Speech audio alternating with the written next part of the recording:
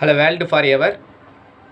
நம்மளுடைய உடம்பில் வாய் ரொம்ப முக்கியமான பங்கு வகிக்கக்கூடியது. ஸோ இந்த வாய் வந்து நம்ம பேசும்போது ஒரு மாதிரி ஸ்மெல் வர்றதோ, இல்லைனா வந்து இந்த பல் ஈறுகளில் வந்து உங்களுக்கு வீக்கம் ஏற்படுறதோ, இல்லைனா உங்களுடைய வாய் வந்து ரொம்ப ட்ரைனஸ்ஸாக, அதாவது தண்ணி சத்து இல்லாமல் ரொம்ப ட்ரையாக இருக்குது, இதுக்கெல்லாம் என்ன ரீசன்? ஸோ இதை வந்து நம்ம எப்படி ஒரே விஷயத்தில் நம்ம எப்படி சால்வ் பண்ணுறது அப்படின்னு பார்த்தீங்கன்னா, மிக முக்கியமான ஒரு ரீசன், நம்ம சாப்பிட்ட உடனே வந்து கை எப்படி வாஷ் பண்ணுறோமோ அதே போல் நம்மளுடைய வாயும், அதாவது வாயை கொப்பளித்து வாயை வந்து நல்லா கழுவிட்டோம்னாவே வந்து இந்த பிரச்சனைகள்லேருந்து நம்ம சால்வ் பண்ணலாம்.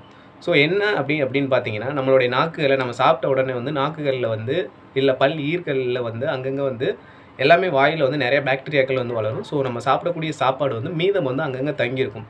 இப்போ வந்து நம்ம நாக்கில் வந்து ஒரு சில உணவுப் பொருட்கள் வந்து தங்கியிருக்கு அப்படின்னா, அங்கே உள்ள அந்த பாக்டீரியாக்கள் சல்ஃபராக வந்து ஃபார்ம் ஆகி அந்த கேஸை வந்து ரிலீஸ் ஆகும். ஸோ அதனால் பார்த்தீங்கன்னா, உங்களுக்கு ஸ்மெல் வாயில் நீங்கள் பேசும்போது வாயிலேருந்து ரொம்ப ஒரு பேட் ஸ்மெல் வரும். ஸோ அப்போ வந்து அந்த மவுத்தை வந்து நம்ம தண்ணியை வச்சு க்ளீன் பண்ணும்போது அந்த பிரச்சனையிலேருந்து ரிமூவ் பண்ண முடியும். ஸோ அதுக்கடுத்து பார்த்தீங்கன்னா, பற்சொத்தை, பற்களில் ரொம்ப வீக்கம்லாம் ஏற்படும் பார்த்தீங்களா? ஸோ அதையுமே வந்து நம்ம வாய் கழுவுறதுனால, சாப்பிட்ட உடனே அந்த வாய் கழுவுறதுனால நம்ம சரி பண்ண முடியும். அதே போல் தான் வந்து நம்ம சாப்பிட்றதுக்கு முன்னாடி வந்து நம்மளுடைய வாயில் வந்து pH லெவல் வந்து நியூட்ரல் pH லெவலாக இருக்கும், நடுநிலையில் இருக்கும். ஸோ எல்லாத்துக்குமே இப்போ நம்மளுடைய யூரினுக்கு இருக்குது, ஸோ வாட்டருக்கு இருக்குது, எல்லாமே வந்து pH வேல்யூ வந்து இருக்கும், ஒவ்வொன்றுக்குமே உமிழ்நீருக்குமே இருக்கும். ஸோ இதே போல் தான் நம்மளுடைய ரத்தத்துக்குமே pH லெவல் வந்து இருக்குது. அதே போல் தான் நம்மளுடைய வாயோடைய pH லெவல் வந்து சாப்பிட்றதுக்கு முன்னாடி நடுநிலையாக வந்து இருக்கும். சாப்பிட்ட உடனே வந்து அசிட்டிக், அதாவது அமிலத்தன்மையாக மாறிடும். ஸோ அப்போ வந்து நீங்கள் வாயில் வந்து தண்ணி ஊற்றி கொப்பளிக்கும் போதோ இல்லை வந்து வாயை வந்து கழுவும் போது மறுபடியும் அது வந்து நியூட்ரலைஸ் ஆகும், நியூட்ரல் pHக்கே வந்து நடுநிலை pHக்கே வந்துடும். ஸோ அதுவுமே ரொம்ப ஒரு முக்கியமான விஷயம்.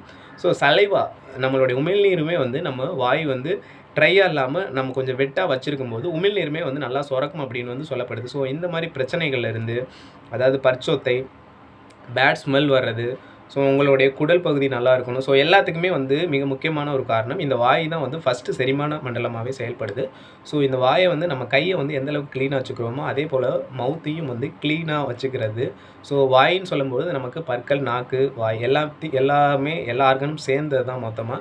ஸோ இந்த ஃபுல்லாத்தையும் நம்ம க்ளீனாக வச்சுருக்கும்போது சாப்பிட்ட உடனே வந்து அதையும் வந்து வாயும் வந்து வாஷ் பண்ணுறது ரொம்ப ஒரு முக்கியமான விஷயம். ஸோ அதுலேருந்து நம்ம நிறையா பிரச்சனைகளை வந்து அவாய்ட் பண்ண முடியும் நம்மளால். ஸோ இது ரிலேட்டான ஒரு சின்ன இன்ஃபர்மேஷன் நண்பா.